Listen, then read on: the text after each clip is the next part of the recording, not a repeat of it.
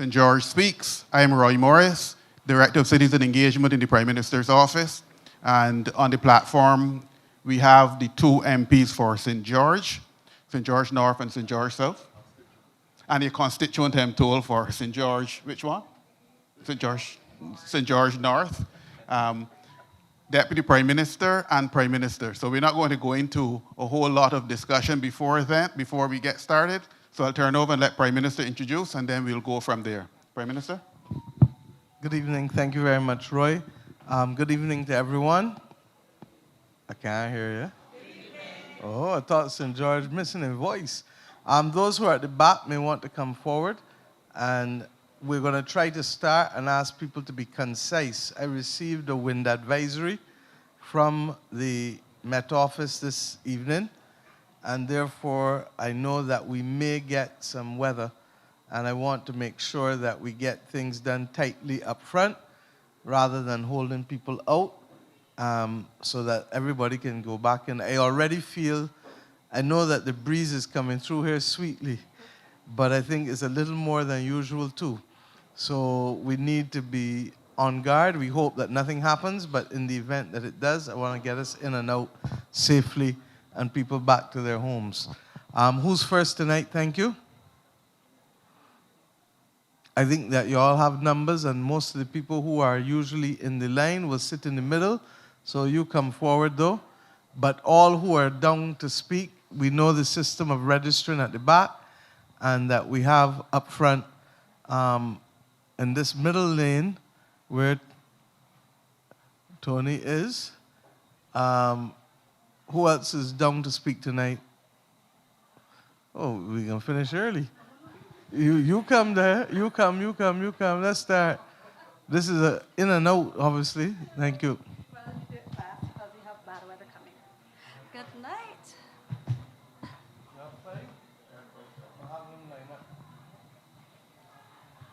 Good night, Madam PM and panel. My name is Alison Wiltshire. I am from Alison Wiltshire. I'm from Constance St. George, St. George North. I have a long issue with NAST, the National Housing Corporation. I have purchased my home in 2017. And I have been having some issues with my home, with the roof, where when we were moving in, they had a lot of issues going on with the homes. As we all know, it was also from Clicquot time. Okay, so let me tell you, Ms. Wilshire, since we started this, I have a little rule that I don't require anybody to put the business out to this meeting or to the world. Right, so and therefore, what I want you to do is come to Mr. Morris here at the side, and he will ensure before we leave here tonight. Who is here from National Housing, Minister? Where is he? Please. So both he and Mr. Morris will see you right away and report back to both the minister and myself before we leave here to see if there's any further intervention needed at our level or whether it can be handled at the level of the NHC. And also Mr. Morris. Is that fair? Yes, please. What else you have to tell us tonight? That is so far so good, but we also have a little something we want to say from the Constant community. Where Olivia? No problem, you come. Come. Buddy, huh? You're looking for company on this one? Yes.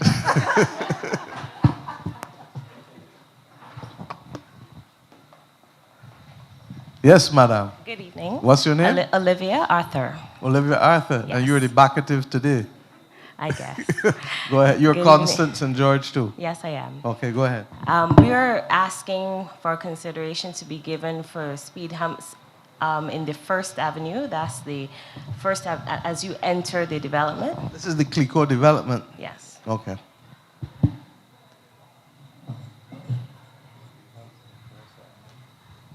Yeah. So the First Avenue, we're asking for consideration for some speed humps there. Only the First Avenue, or there are other roads? There are other roads, but I think if we place them in the First Avenue, it would have people understand to slow down. Okay, so let's agree that MTW will do the assessment and they'll advise whether it's the First Avenue or not, alone or more. Is that fair? Yes, it is. Okay, and Thank that's you. it? Yes, that's it for now. That's very simple. Thank you.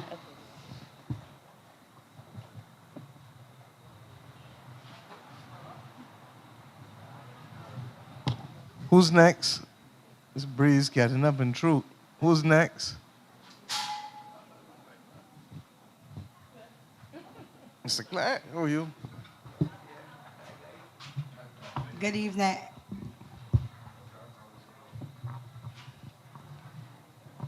Good evening, everyone. Before I start, I want to everybody Name and address. Carolyn Carby, aka Tony from Newbury St. George North Constituency. Good evening to Prime Minister Motley, Deputy Prime Minister, best MP in the building, Tony Moore, Dale, and Dwight. First of all, let me congratulate Ms. Moore on behalf of St. George North for your daughter for doing so well today and the common entrance results. My topic this evening, I am a cancer survivor and I'm a part of a group called the Victorious Warriors. And we're having some challenges at QEH in terms of CT scans and different things and the long wait you got to get before you can get an appointment, and then when you get an appointment, the long wait before you get back results. So I have, like I said, I'm a part of a group, and they're complaining all the time. Some of them ask me, when you see Miss Marley, please tell she we need some help. So I guess if they're listening now, for all of us as a part of the group, that we want, there's only one CT scan as far as they know at the hospital working. And the lady has said to me, it has to service the entire island, the polyclinics, the outpatients, everything. So it's very hard back on most of the cancer patients and other persons that are sick that need to have that scan done. So we want to know how soon that we can get those equipments up and the long wait, how soon they can stop. So that we won't have to wait that long. Because some they gotta wait like over a year, sometimes 2 years before you get back your results. Before you get an appointment and then before you get back. That's not acceptable. So look, tomorrow I have a meeting with the QEH. I will raise the matter. Is there anyone here from the QEH this evening? Mr. Chairman, Mr. Acting Chairman, come forward, please. 'Cause I am not going to thank you, but I don't like what I'm hearing, so please speak.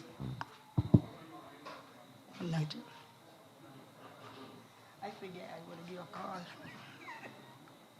Good night, Madam Prime Minister and the head table. In relation Good night, sir. In relation to the complaints made by Ms. Corbin, I think the challenge is, as you said, the limited number of CTs. But in relation to cancer survivors and our cancer treatment, it's really cobalt treatment that we have. And we, as you're aware, Madam Prime Minister, we are acquiring a linear accelerator. Not acquired. You've already paid the money and sent off the money, so the tent should have acquired, but I'm waiting for it to come. Not true? Well, Not yes, true? yes, Madam Prime Minister, we have paid. Unless somebody has misled me. No, Madam Prime Minister, you would not be misled by the QEH management. Yeah.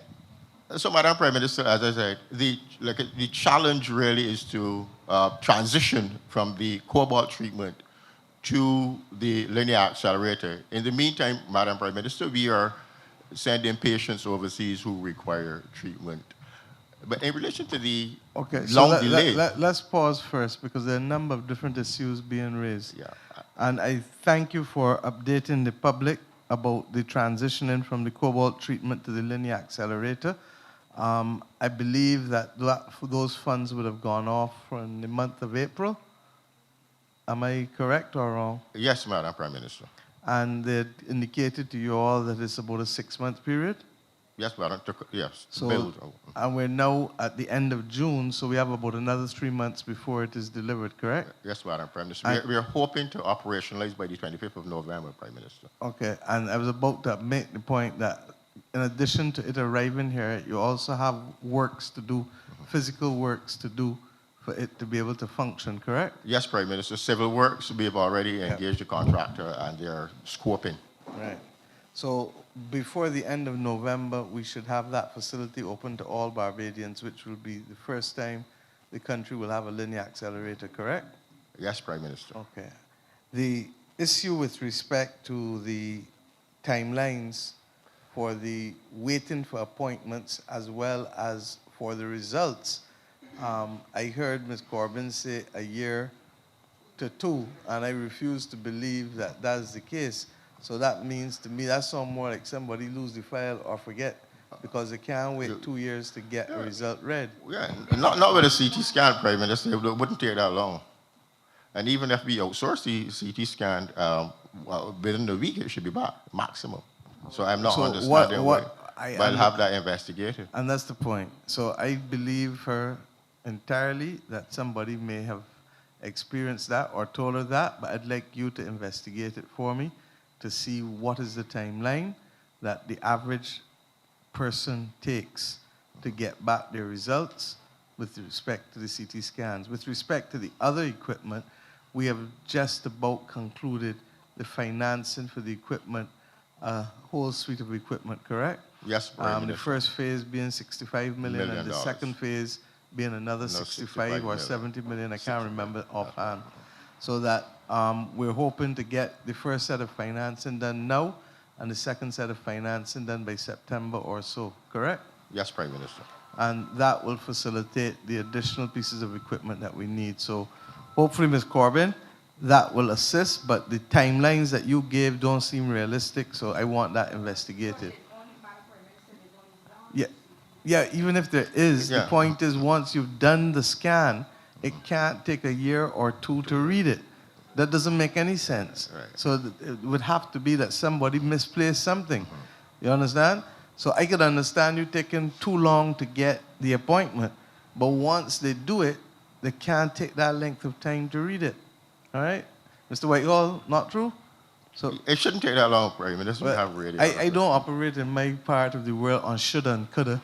You understand? So I need to know. But like I need said, to know precision. Right, so we capture numbers, Prime Minister, so I should be able to capture the rate and at give which me a these are report. done and report that. Yeah, Thank you, Prime and Minister. we will be able to assure the country that we don't take that long with respect to being able to give people results. I also know that we also gave you money specifically outside of this equipment money, not just for the linear accelerator, but for a whole set of laboratory equipment to be able to facilitate quicker results and communication for lab results, particularly for people in A&E, correct? Yes, Prime Minister. Do We you, received and that money. can you confirm whether the equipment orders have been made, or you'll have to check?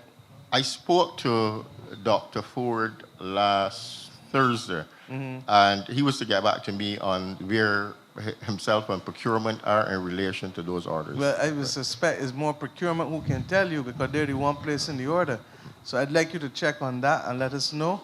I have a meeting tomorrow, so I'd like to know by then, thank you, when that equipment was ordered and when is it coming in, because we specifically took the time at the end of the last fiscal year before the end of March to give you this money separately, to pull out the linear accelerator and to pull out the lab equipment, while then waiting for the financing for the other $130 million, $135 million, can't remember the number, with respect to the other equipment. The capital works. Yeah, the other, well, not capital works, the other pieces of equipment. Yeah. Major pieces of equipment. Okay? Yes, Has sir. the A&E finished? Yes, the NE has been completed, Prime Minister. So has there been a transition yet, or you're now transitioning? We are transition, Prime Minister. The entire space is being utilized. So you're now finishing up that? Yeah, that is completed. It's completed? It's completed. Oh, yes, very Prime good. Minister. So thank you very much, sir. Thank you, Prime Minister.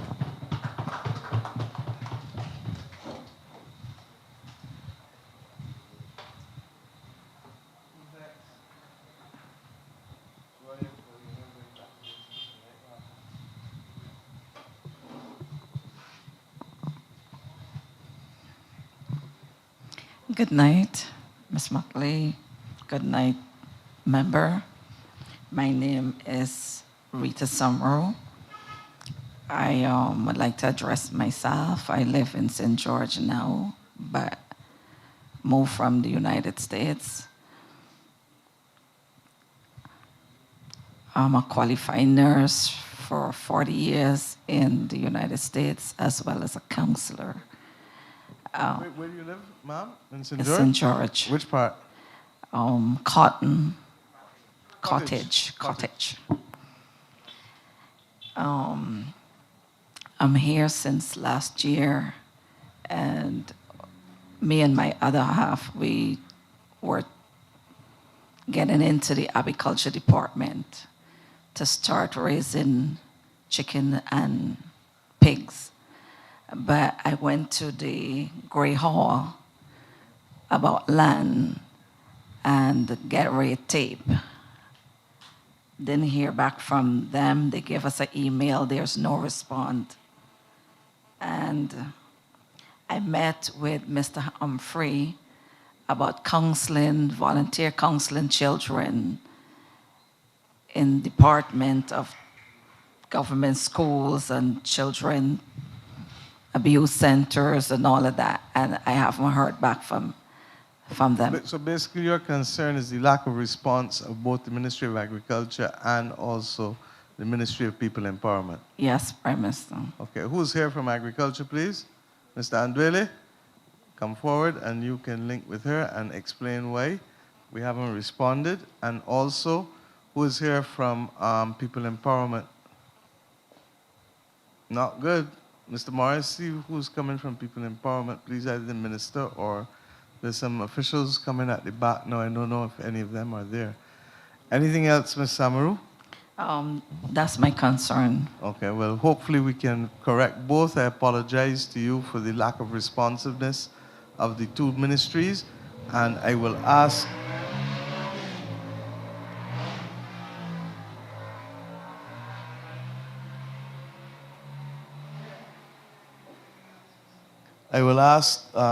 Mr. Morris, Roy, that you please liaise with both ministries and indicate the lack of responsiveness and that we'd wish to have it corrected. Thank you.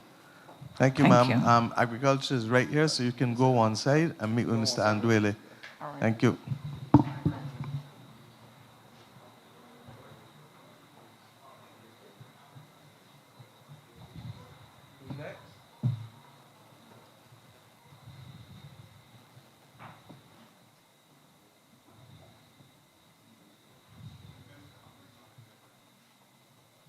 I give the opportunity to both MPs to speak for 5 minutes each, and then we will see if there's anyone else before wrapping up and letting people deal with the weather situation with the wind advisory. Thank you.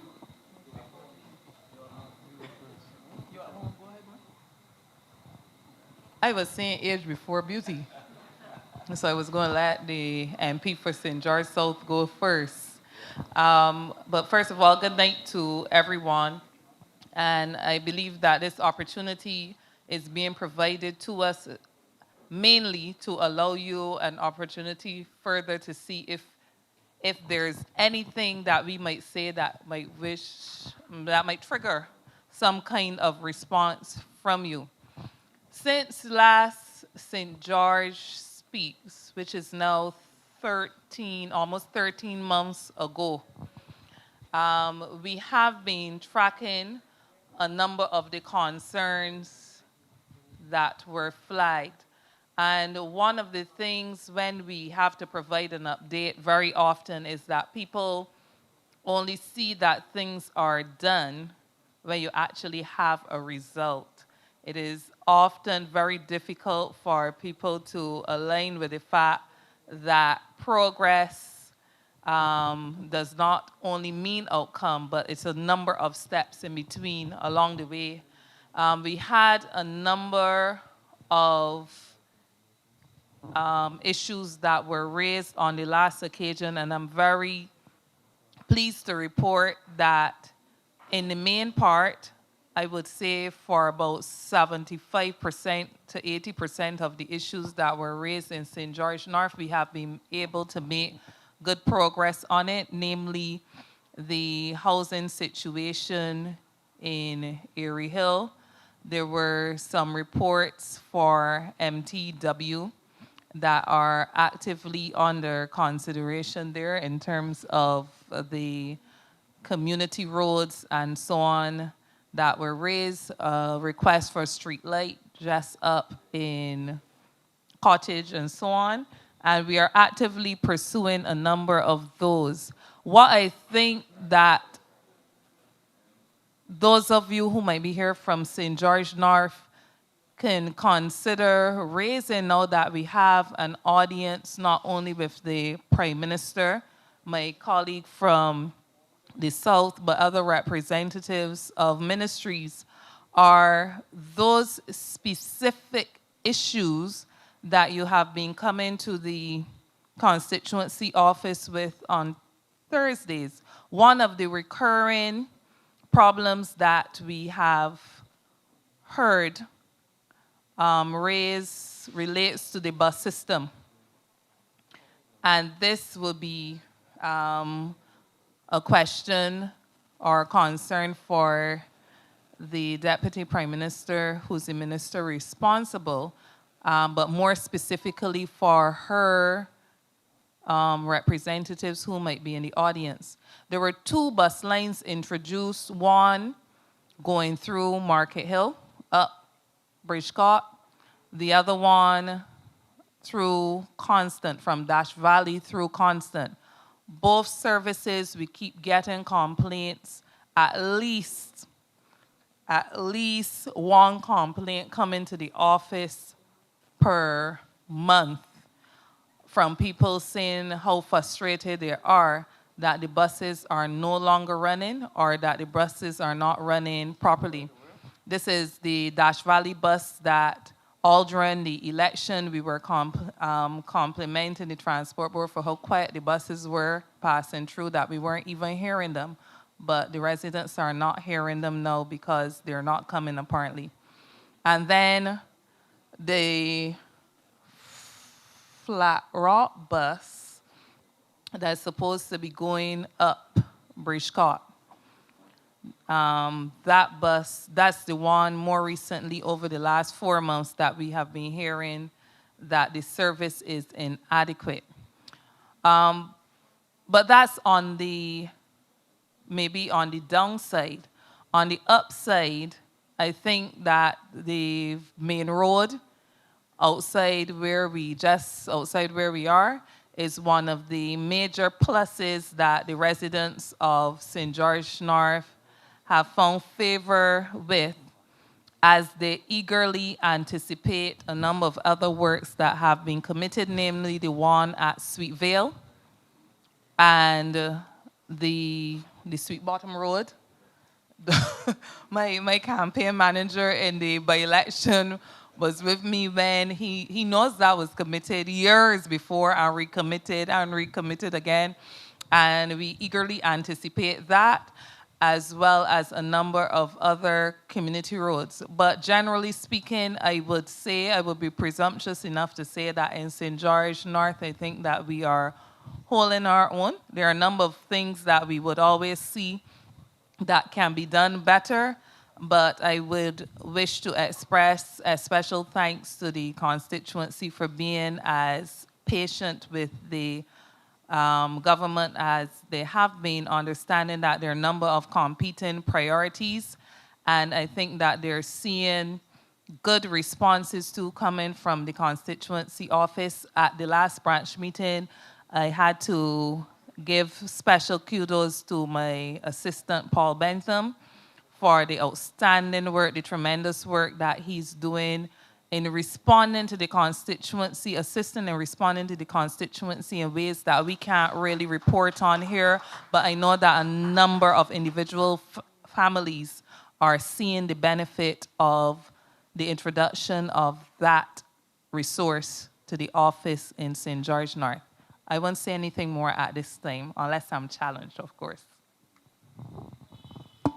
Good night, all. Thank you, colleague Tony. Let me say a special welcome to Mr. Glenn Clark. I don't think most of you see him in the midst, but he's here. Welcome, Glenn. What I'll do, I'll just take up from where MP Moore left off with respect to the glebe land, the glebe tenantry land.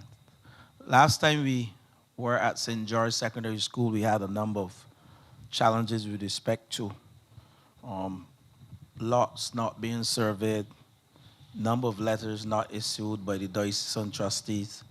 And I can proudly report on behalf of MP Moore that we now have 74 conveyances in progress out of 110. So for the land at the glebe, the tenantry land.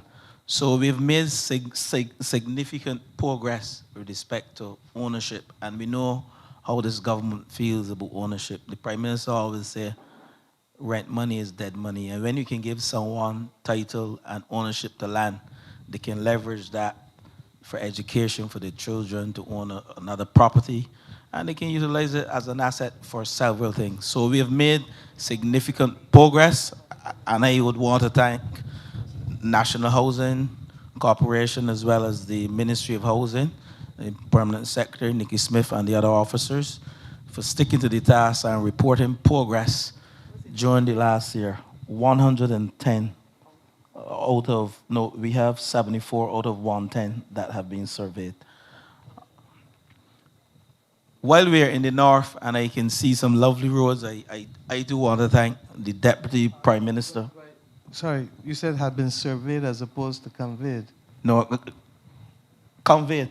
Conveyed. Okay. Conveyed, sorry. 74 conveyed. Okay, and you expect the other 36 to be done within what time frame? Certainly within the next 3 to 6 months. This year, Prime Minister, we are not going past this year. Yeah, by the end of this year. Thank you, and thank the officers for me too, please. This is too important. The government has committed itself last month in St. John. We also spoke about the ones at Welch and the ones by Codrington, so I would like to get a progress report too.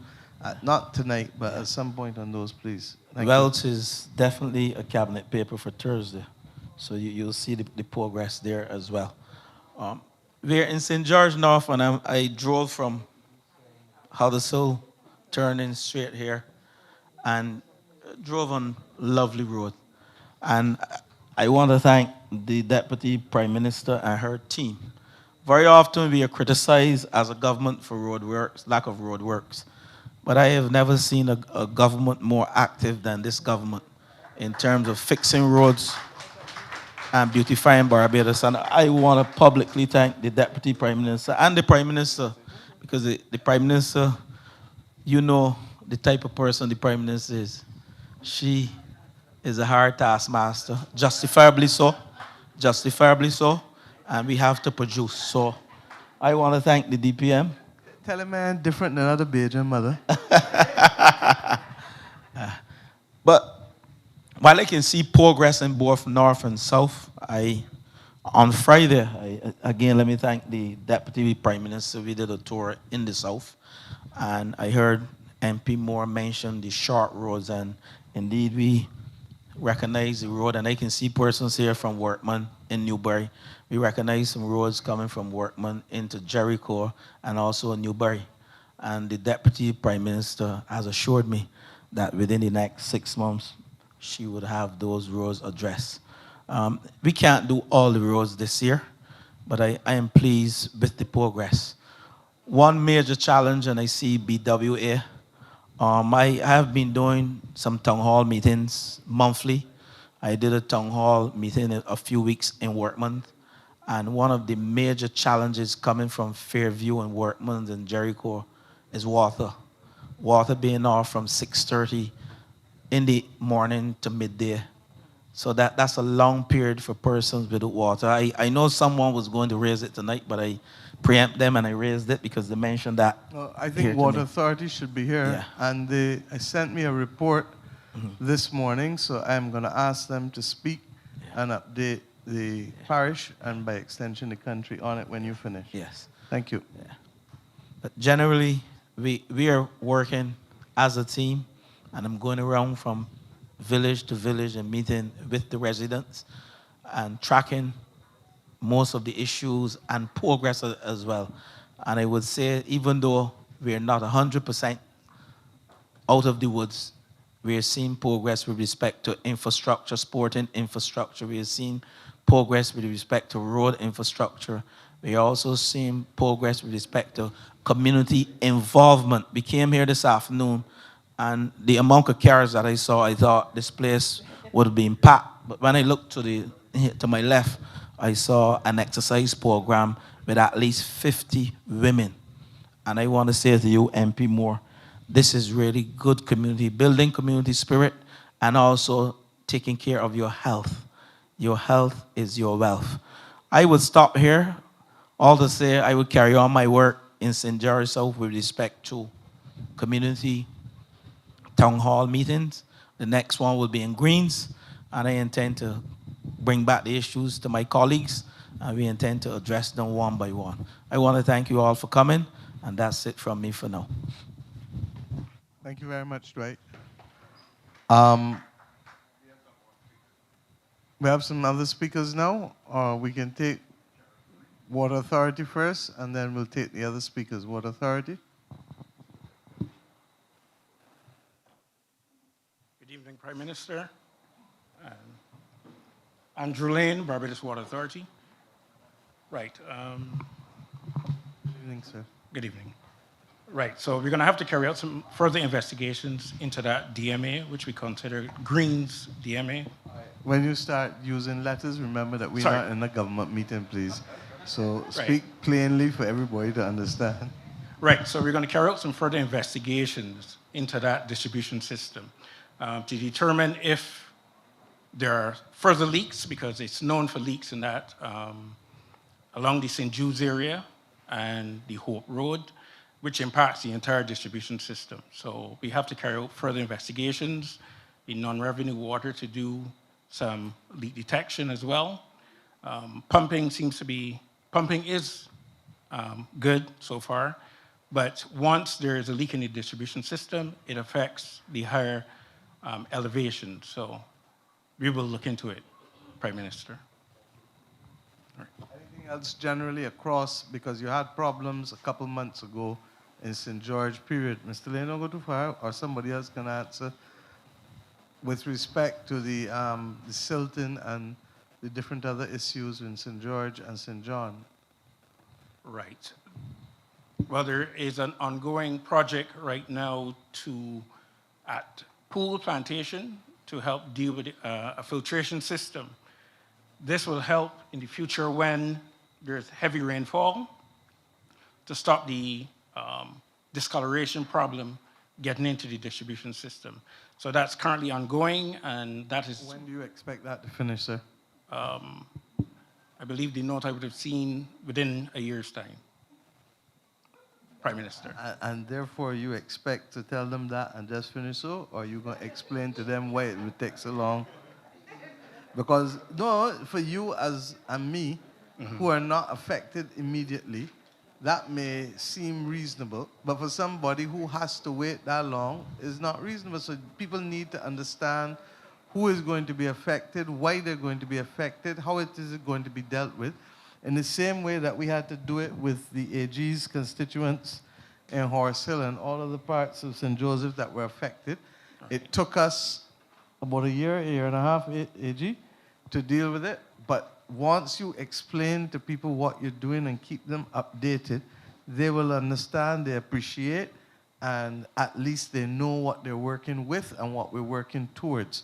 Because at the end of the day, the pipes were not laid by us. The pipes were laid almost 100 years or more ago, depending on what part of Barbados is between 100 and 160 years. So we just need to explain, and you have that expertise. I'm not an engineer, so I don't want to try. Right. So what we're trying to do is to stop the siltation from getting into the well at Bomiston, so that when we pump, the turbidity or the particulate matter, which will cause the water to be discolored, will be reduced significantly. And it is primarily during heavy rainfall events that this problem happens. So once this filtration system is put into place, that will be a thing of the past. Putting a filtration system in place is 4 words, you said, but it's 1 year to do. So break it down and explain why it would take a year. Prime Minister, I'm not part of that project either. So who is from there? Is anyone from BWA here?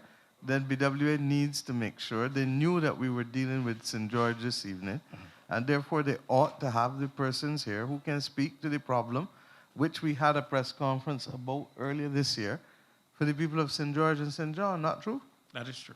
So perhaps you might want to take a brief and come back before the meeting is over. Thank Yes, you, Prime sir. Minister.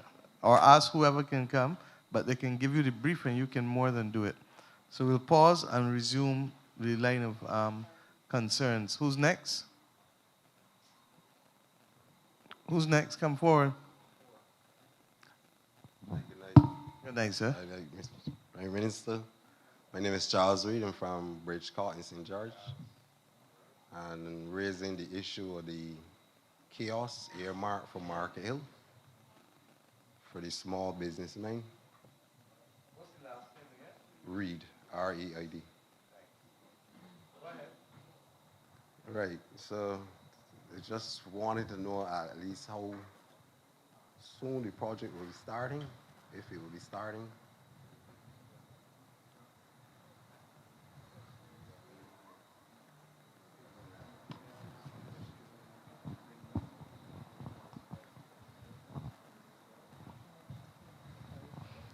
All right.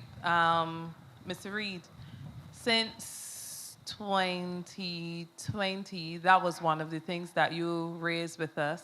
Yes, And it was committed to you under my colleague who is now at Ministry of Housing, because at the time it was his ministry and we identified the area just next to results in that general area, which is NHC land, where we anticipated that we could be erecting some kiosks. Since that time, the vending bill was passed, and that area was put forward, has been put forward as one of the 2 areas in St. George North where vending zones can be established. Unfortunately, the minister responsible, who is Senator Lisa Cummins, is not here tonight to say specifically where progress has been made, but I can guarantee you that my office has reached out as recently, I am sure about within the last 6 months, but I can verify when, and she had responded to indicate that that project is well on the way, not only for St. George North. It had slowed, but they're looking to make good on where MPs had identified areas within their constituencies that vending zones can go. And we are eagerly hoping that in Market Hill, and the other one had been identified for us. We had identified the Glebe and Salters. I don't know where the second one will go, but that we can make good on that commitment. So as soon, I hope that she and her ministry colleagues can hear that it was raised at St. George North again, because we have a shoe business, bike business, we have people selling vegetables and so on, and we think, especially with a road so smooth, the development with the gas station and so on, I think that the area is prime for expansion, and it would be, the supermarket has already been their results, and I think that we will look forward very eagerly to seeing that in short order. The Prime Minister doesn't like dealing with terms like short order and so on. So I'm sure that she will get clarification for us through her colleagues that we can pass on to you.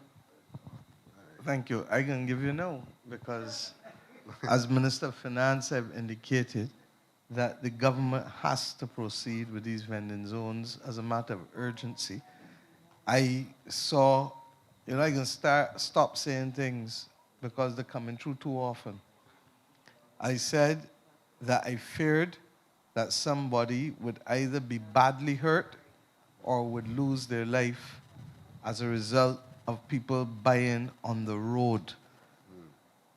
About a month ago, 6 weeks ago, I saw a gentleman whose foot was badly broken, and who complained that it happened because he was trying to buy coconut water on the road. The project at Redmond's Village, I think, has started. The designs for the one at Warren's are being done. There was a temporary set of arrangements put in place at Newton, which, as you know, will have to be completed, but we felt it was too urgent to get them off of the highway because people come down at speed on that highway. And in fact, I was horrified to learn that in spite of that, people were still going in the middle of the road and running across the road with bottles, putting their lives at risk. But even if you wanted to put your life at risk, you're putting somebody else's life at risk too, who may be driving and who may be the subject of somebody braking suddenly. So that these things are serious. I have mentioned it. I've also mentioned to the police that we need to keep better order. This is not a government who wants to stop people from earning money from vending. In fact, it's the opposite. Right. We want people to earn. But what we said is that while we have decriminalized, in other words, you can't get a criminal conviction for selling illegally as you used to for 4 centuries almost, right, that we, however, require order. Because if you don't have order, where you got? Chaos. Chaos. You understand, Mr. Reed? So I'm glad you're helping me to break down this point for people. And what, therefore, the government is doing is prioritizing spending to make sure that we can have order. We did it with Barvin, and as you know, those vendors are on the Spring Garden, and in fact, there has to be an upgrade now to those facilities down there. We've done it with those areas that I've just spoken about. Sandy reminded me also Top Rock, and then the other one there by Dighton Griffith School. There are going to be other smaller things done. I know in Bushall Yard Gap, Ministry of Environment is part of their other program, Building Blocks, I think is what you called it originally, and Youth Affairs. Look at Adrian because I know he was the one when he was there who pushed it. But those will be the smaller versions of the vending zones. Okay. And we are deeply conscious of the urgency of getting as many of them done over the course of the next year to 18 months. So I apologize for the length of time, but the planning arrangements in some instances have taken longer than we would have anticipated. The one that's going to be most complex is the one by Warren's, but I think we have a solution that, because I did not want to move the men from the area of predominant activity and traffic, because we could easily have put them back down the highway towards Huddersfield turning on the lay-by, and I've said no, keep the men where the traffic is. But what we've had to do now is to redesign and to be able to build a slip lane off the highway that will accommodate them. And Sandy at the right time will, once the designs, we have a pictorial design, but once the actual drawings and designs are done by the engineers, she's going to be in a position to allow us to meet with the men and to meet with the public and let the public know what we're doing there now. You see the wind coming, getting up now. So thank you, my brother. All right. Congratulations, man. A good job. I just want to confirm, too, that the areas were first submitted in March 2022 and resubmitted again in February this year. And in order of priority, Market Hill, Glebe installs on the outside of the market, and Salters. Okay. All right. Thanks, Ms. Who's next?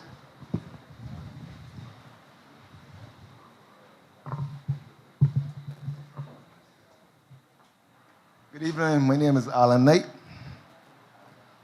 Right. Hi. My name is Alan Knight. Yeah. All right. Newbury, St. George. St. George.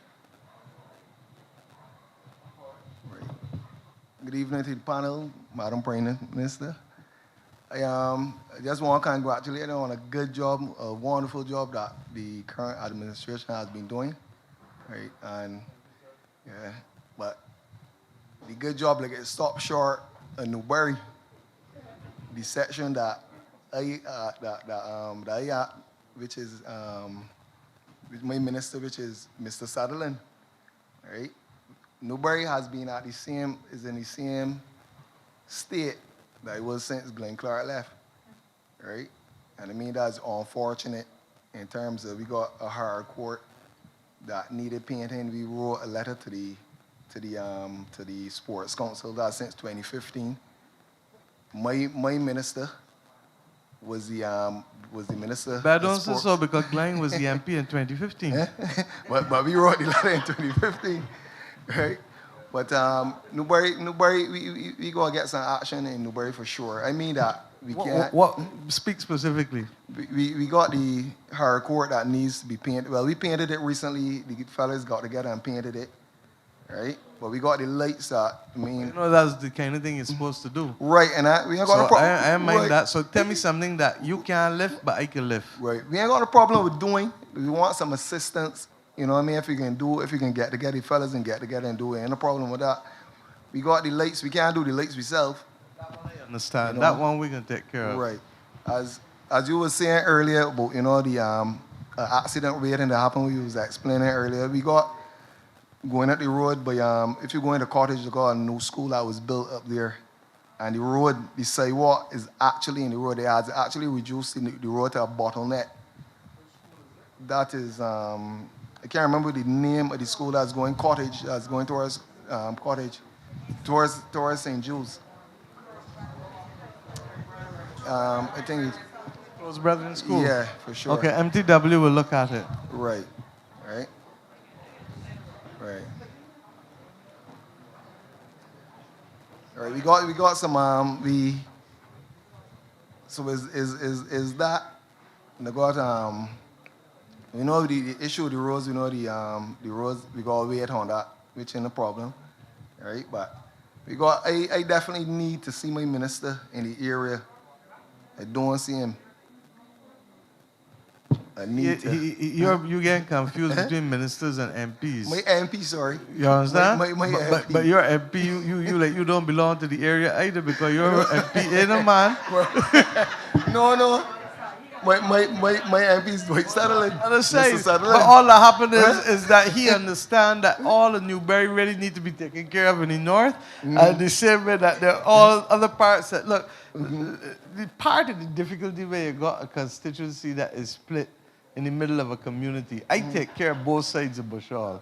Well, You understand? I know that. So that there's certain things that and I take care of both sides of Bourne's Village too. But in fairness, I got 80% of Bourne's Village and you got 20%. So there's some of those anomalies like that. So when you see one, you see all. You remember D'Artagnan? 3 Musketeers, one for all and all for one? Well, it was one for all and all for one except one. Yeah, but I really want Newbury to be get some word. And we got a community center that is inactive because there's nothing going on at this community center. Okay, so let me make you a deal in front of everybody. Right. Because I've committed to Sergeant's Village with Junior Alsop and Carlos Braffett, and let me congratulate Carlos Braffett for an excellent job done in commentating during the World Cup. He has carried the Barbados flag all over the world, and the truth is that it is clear that while we have lost Tony Cozier, that we have the potential for someone to rise and to walk in those shoes again. And of course, we miss Donna Simmons, who was also no longer commentating, and who the South African commentator told me on Friday night that Donna Simmons was her inspiration to get into cricket commentating. So sometimes we don't know how far our voices go. But to come back to the point, I've agreed that Sergeant's Village, the community center that is there, which has been closed for some time too, that we're going to have a pilot in community enfranchisement for some of these community centers. I'm more than happy to add 2 more to it. And if Newbury, is Newbury right? Yes. Can be one, we can look at that too. Is Charles here? Charles? So Sergeant's Village, Newbury, and we add a 3rd one as well. And what we're basically doing is, look, we're going to do up a lease that will enter an arrangement with the community group. Small things, washers for sinks, a toilet need replacing, small things around the place, the debushing to keep the place round tidy, you control. Big things like roofs and anything that is a major fix, the government will control the repairs of it. You, however, will keep the keys and manage access to the place so that there is genuine community enfranchisement and genuine community access for the community when they need it. And we're going to try this, and if it works out well, Glenn, you will remember that we talked about this under Owen sometime, and Hammy was to bring back the paper. We never got it before the elections again. So we want to be able to have the community enfranchisement of centers where the community groups literally are the ones who help us manage the process. I also feel strongly, you see these schools, and this is a wonderful forecourt here in terms of this design of this particular school. But I genuinely feel that, and Adrian, I need you to talk to them maybe a little bit about the community landscaping, the schools landscaping projects, because we want to be able to get the communities more involved in terms of, look at these fences here. This fence could break any time. But I never seen anybody run through a bougainvillea fence yet. In a bougainvillea hedge. I never seen anybody run through a pittosporum hedge yet when it thick. So that we need to be able to ensure what we can plant also to protect and lengthen the life of the fences, but at the same time also make the place more beautiful by having the landscaping that the kids can benefit from and that the people around. Part of the difficulty is also that when school goes on Christmas, Easter, and summer holidays, then people aren't there to help maintain the same way. So we want the people in the community to work with the schools to make sure that we have ownership of schools and community centers across Barbados by the community. And I go further, that eventually we want to be able to make sure that small jobs can be done by the people who live in the community. Because if at the end of the day a fella help fix up this or paint this, what are you going to do when somebody try to disrespect it or vandalize it? The people in the community say, "Wait, you foolish? You know how much work we do to do ABC?" So that's where we want to go. And I hope, therefore, that your presence here and the others in Newbury can help us treat to you as one of the pilots in going forward. All right. Thank you. Thank you. You want to speak quickly?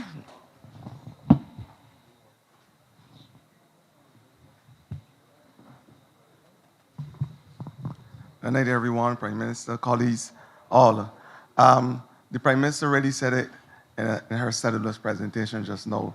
There's not much for me to add, but just to say that I believe that in order for us to balance the humors of a country, we must equally look at not only the development of buildings, but the beautification.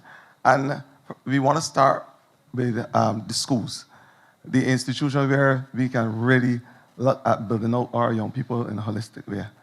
And to say that beauty is really in the eye of the beholder. And we believe that the only way that we can have our young people balance is to have beautiful surroundings, not only for security, but to allow the trees to do all those beautiful things that we know trees can do in terms of purifying the air, adding a sense of appreciation, aesthetics, the water, removing harmful chemicals from the environment, the soils, whatnot. We started a project with the Ministry of Education to ensure that the schools around the country, that they have not only the protection, as the Prime Minister said, with the bougainvillea and the pittosporum, but of course, having the gardens around the schools done so that we can have that beauty and not only speak the beauty, but allow, for instance, us to extend those agricultural projects in the school because we believe in food security as well. And we know full well that the young people, they have the expenditure that me and the Prime Minister certainly don't have, and we are allowing them to be part of this build-out process where they work with the community groups. Obviously, we would have the scope of works by those persons who are landscape architects to ensure that there is a professional touch to what we are doing. We are going to invite community landscape artists to come on board and those persons who have a landscape business to provide us with the trees and that wherewithal so we can build out the gardens, on the fences and the hedges around the schools. So it's a holistic project, and then we are going to train the same students to be part of the maintenance of these same gardens and these projects. So as I said, it's a holistic project. We have started it with the Ministry of Education. You will have seen in 23 primary schools thus far the start of these projects, where you see the Petersporin and the Bilkovili on the outside.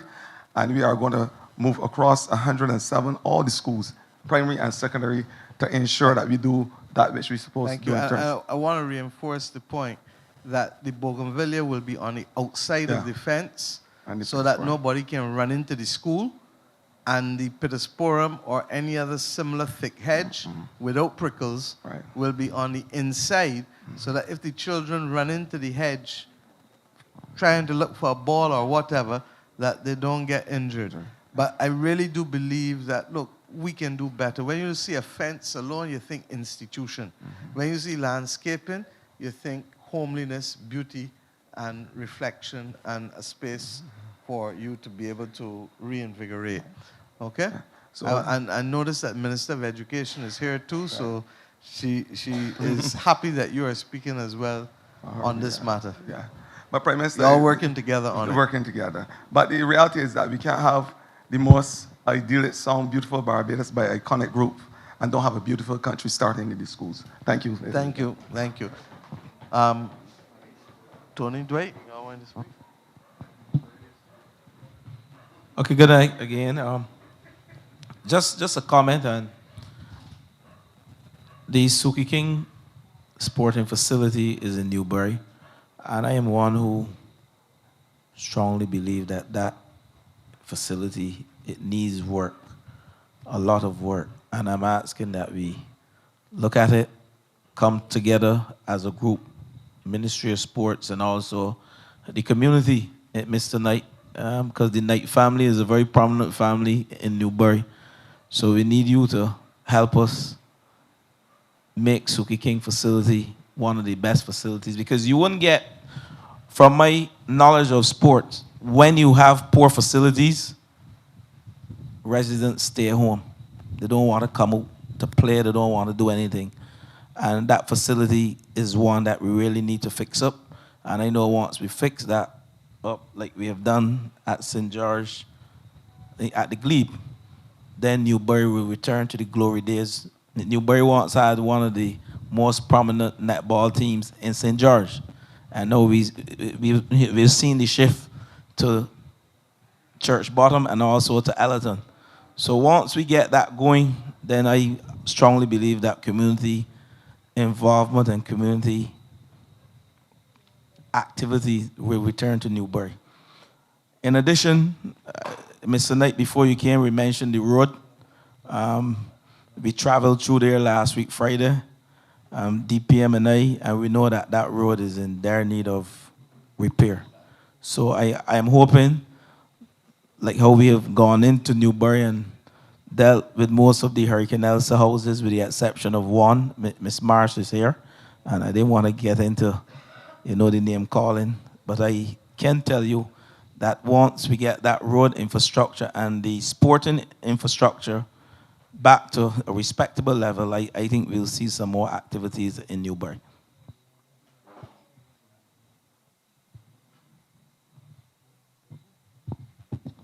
All right, I'm still going to hand back to you, though, because it seems as though this is it now. Any word from me on the water? Any further word? So just before we wrap up, I think that's it for the night, based on what Roy has just told me.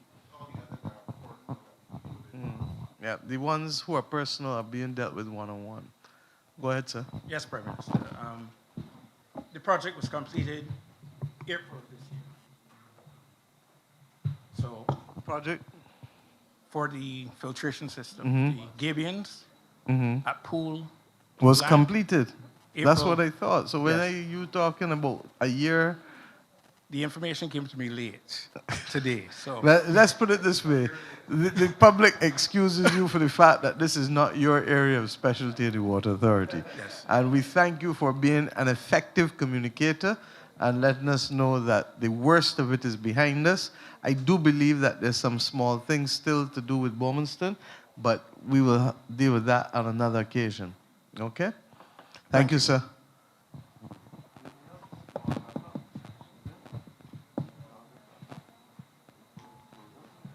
Okay, thank you all. Like I said, this government is actively working on all fronts, whether it is infrastructure, sporting facilities. We intend to make St. George one of the best parishes in Barbados, if not the best parish in Barbados. Now, the reality is I have a lot of my colleagues here from St. Joseph and St. Michael, so I have to be careful that I don't get a little jab. But having said that, though, we as a government recognize we can't do everything in a day. But the progress that I've seen in St. George, I'm pleased. We will not rest on our laurels. We'll not sit back. We'll keep pushing for infrastructure. We'll keep pushing for sporting facilities, community involvement. Because I strongly believe that most of the challenges that we are faced with in communities can be solved not only through sports, but youth groups find a place for the idle minds and the idle hands to get involved in some level of sporting, cultural. We just formed a cultural group in Ellerton and in Greens where 50 young men and women, they perform all across the country at various crop over events, Whole Town Festival. They even perform at the last Gold Cup. And that is what we need in all communities, not just in St. George. We need to engage the young minds across Barbados. And that will help our Attorney General address some of the challenges with crime. So I am one who strongly believes that St. George, both North and South, is active as it relates to community involvement, and we can only get better. Thank you all for coming out, and I'll be traveling across the length and breadth again of St. George, and I will ask my colleague to join me. We're doing a number of town hall meetings. We just did one at Workman's Primary School. We did one at Ellerton, and I'm going to Greens in the month of July, where I will have another town hall meeting. And I will cover all 11 boxes this year with town hall meetings and then bring issues back to the Prime Minister and my colleagues so we can get more progress in this lovely community, the breadbasket of the country, St. George. I thank you. Thanks, Dwight. And I won't belabor the issue except to say to the constituents of St. George North, you don't get things done by not highlighting the things that you're concerned with that need to be done. And I start there by thanking those of you who make it a point to ensure that we are aware of the issues concerning you. Very often people stay in a corner and bicker and complain, but they don't come forward to let you know what the problem is. They assume that you can read minds and so on. So I really want to express appreciation for those members of the constituency across all boxes who make it a point to have us understand what their concerns are, and as best we can, we will continue to address those. If the office cannot give ready answers, you are aware by now that we seek out the responses that will help you, and we will continue to do so. I don't take the low numbers of people coming forward with as an indication that all is well, but I will assure you and commit to you that we will continue to give of our utmost to ensure that St. George as a whole continues to grow from strength to strength. Thank you. Thank you. Minister Humphrey, I think you wanted to respond on a matter that was raised earlier where the ministry hasn't responded back to Ms. Samaru with an offer to volunteer counseling, and I'm sure you will use the opportunity to get more volunteers. Go right ahead, sir.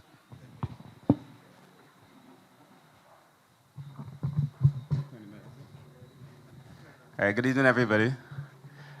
First of all, let me apologize for the absence of the person from the ministry. She messaged to say she was unwell, but she should have been here, but she's not feeling well, so these things happen.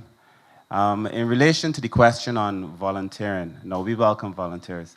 In fact, we had put an ad out in the paper to encourage volunteers. And normally when someone approached me to volunteer, I recommend them to the ministry or I refer them to the ministry. In a case where somebody is specifically, however, asking to volunteer to counsel abused children, we do not do that. For obvious reasons. A child who has been abused is treated completely different from a family who might be in need or a child who is at risk. So in those circumstances, the Child Care Board would have to make a much more serious determination, but normally we shelter those children. We actually encouraging persons, though, to come forward. We did an ad very recently for the One Family program, where there are a number of children who may not have been abused, but who are also in need of counseling. And we would welcome more people to come forward and to support those children. In a larger context, we also welcome persons to come forward and support those families. So if you're in a position to support another family, you know, with a chicken, a couple chickens, anything, a financial support or a mentor, after we screen you, then we want to make families come into contact with these persons. So the ministry is open for business, and of course I apologize on behalf of the ministry. I have the information for Rita Samaru, and we will contact her. Thank you very much. Thank you, Kurt, and I reinforce your call for other people to come forward with the One Family program.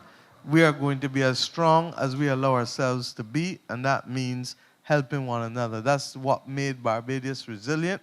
That's what will keep us resilient. That is what will keep our families stronger. Santi, I think you wanted to update on a few infrastructural projects. Yeah, thank you, PM. Good night to everyone. A little birdie told me that there's a question circulating about the roundabouts at Newbury. Groves and the Windsor-Brighton roundabout. I know that these roundabouts have been discussed for quite some time. And fortunately, I can say to you tonight that the plans have actually been done in terms of the designs for the Windsor-Brighton. We have had the bill of quantities done, so we've been able to cost it, and we are about to go to tender for those to be done. So I'm hopeful that before the end of this year, we should be in a position to see some construction there. There's a bit of acquisition that has to be done at the junction, and once that is completed, we should be able to start. As it relates to the one at Groves, again, that one came up recently in a meeting. I understand that there are designs that were already done previously. Uncle Glenn is nodding so that you can tell how long that has been around. And so we're going to move now to the bill of quantity stage and then hopefully be able to go to tender. Yes, I don't think that was budgeted in this financial year, but we would certainly get the costings and be able to move on that as quickly as possible. All right, thanks.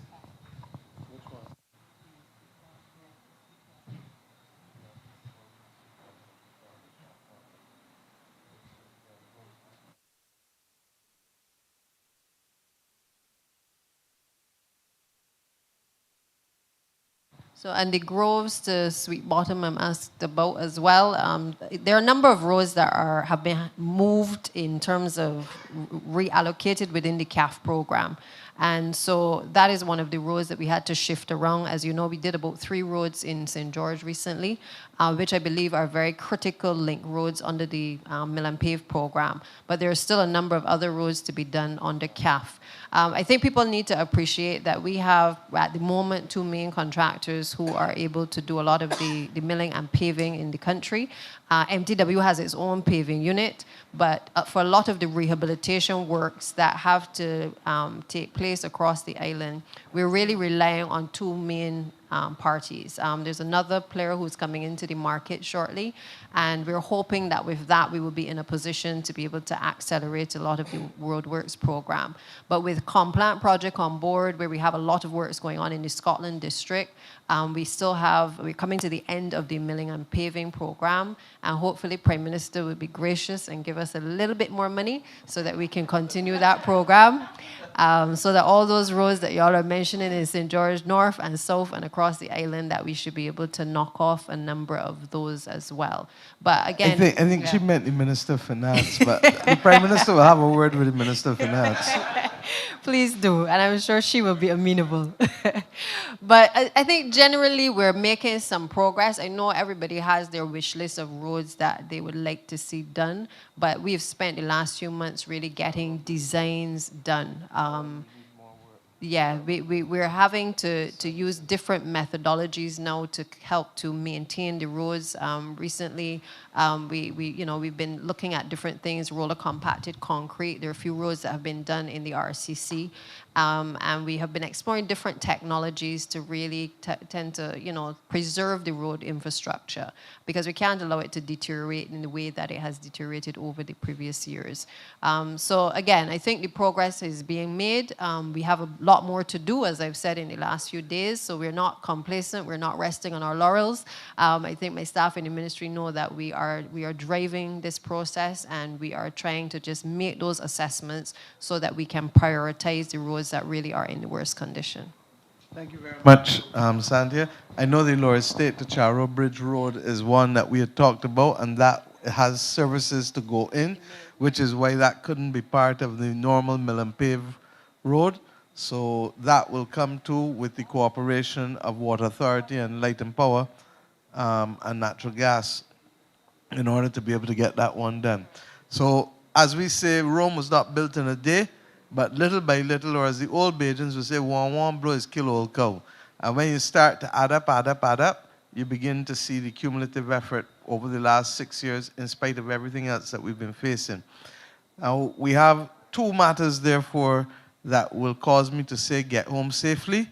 One is the weather advisory, the wind advisory, and we certainly are seeing higher winds than usual. Hopefully, it will stay predominantly offshore, but we need to be conscious that we know what it is to see freak storms and other things come on shore. So let us be careful nevertheless. And secondly, I believe even though we are crying tonight that West Indies are not in there, we as Barbadians have a duty to host the world on Saturday. And as we host the world on Saturday, we have therefore to show them why Barbados has the highest repeat visitor factor in the world. Because people keep coming back and back once they really get to understand and know who we are, because there's a sincerity in our expression for the most part. And therefore, I want us to also recognize Friday, 28th, is Flag Day. What does Flag Day mean? What does Flag Day mean? Ma'am, you started the evening. Come and tell me. You're the cheerleader now. So from constant right back through, Flag Day means rep our colors and rep the Barbados colors. So West Indies may not be at Kensington as a cricket team on Saturday, but West Indies and Barbados will be ever present in making the world welcome to our 166 square miles. And why? We are the first country in the world of this small size to host 3 global sporting events in one of the top 3 sports of the world. The top 3 sports are football, the Olympics, and cricket. Cricket used to be number 3. I'm told it's now number 2.